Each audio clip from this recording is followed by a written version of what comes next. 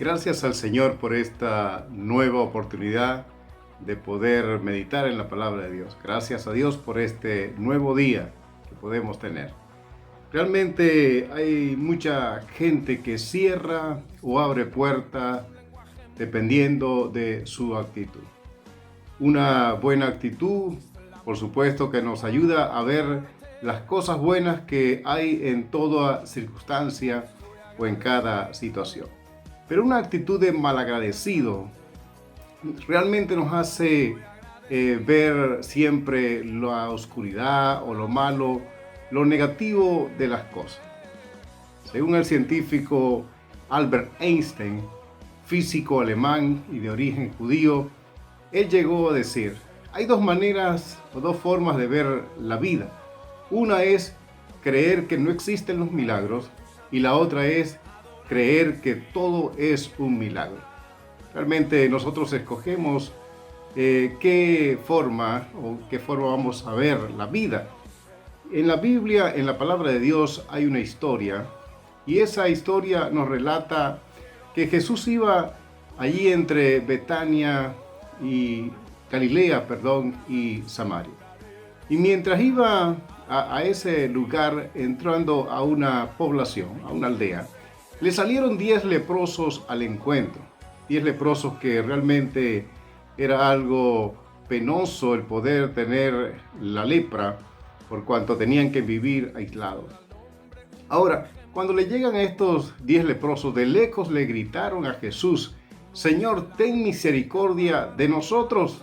Y cuando Jesús, por supuesto, les ve, les dice, vayan y muéstrense a los sacerdotes. Los sacerdotes en aquel momento eran los que podían decir acerca si alguien tenía la lepra o alguien era realmente sano o curado de la lepra, según la hendidura de la piel, el color del vello, donde se originaba esa hendidura o la lepra, y ellos podían decir si estaba curado o realmente tenía la lepra. Pues bien, cuando les dijo vayan y muéstrense a los sacerdotes, mientras ellos iban andando a mostrarse a los sacerdotes, ellos fueron sanados.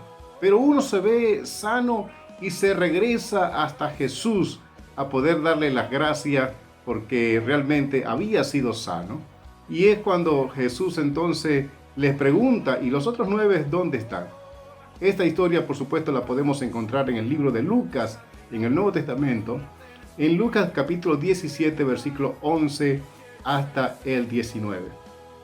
Quiero poder resaltar algunas enseñanzas en cuanto a esto, a esta historia. Primero, hay esperanza en Jesús. ¿Por qué? Porque la lepra en aquel tiempo realmente no tenía cura, no había alguna medicina, no había ninguna vacuna que pudiese detener la lepra.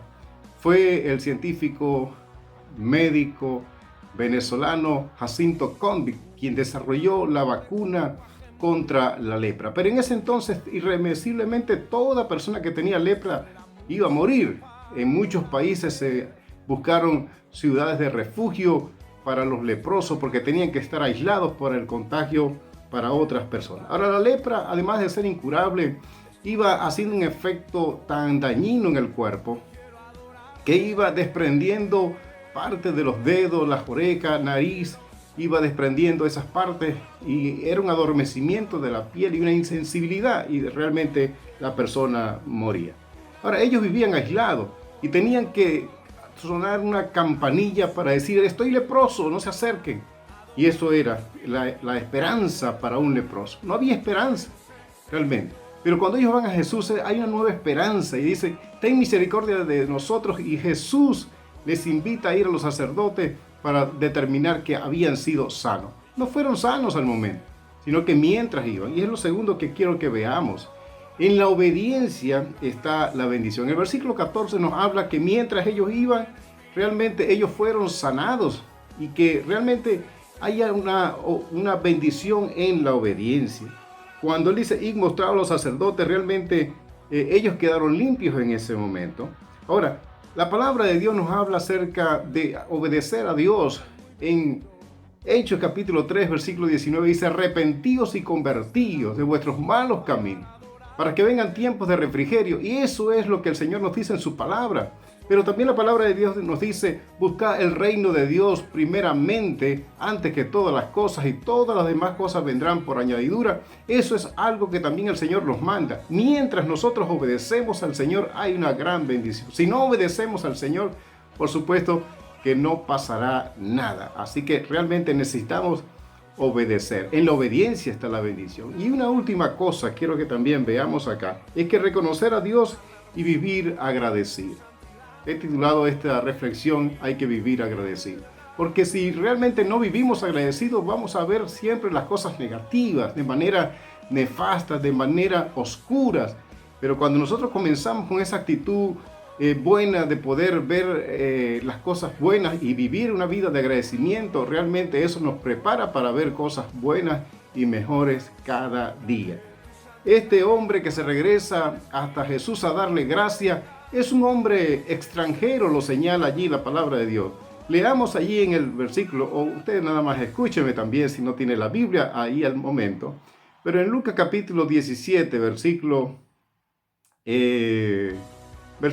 17 en adelante, dice, Jesús le preguntó, ¿no son 10 los que han quedado limpios?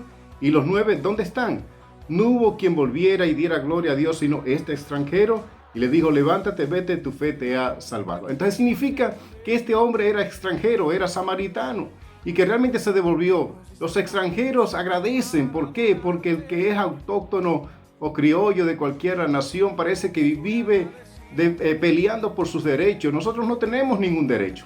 Realmente nosotros estamos prestados en esta tierra, y aunque tengamos la nacionalidad de cualquier país, nosotros vivimos prestados. Debemos de vivir agradecidos al Señor en todo momento. En Juan capítulo 1, versículo 11, la Biblia, la palabra de Dios, nos dice que a los suyos vino, los suyos no le recibieron, pero los que le recibieron, los que creen en su nombre, les dio la potestad de ser hechos hijos de Dios.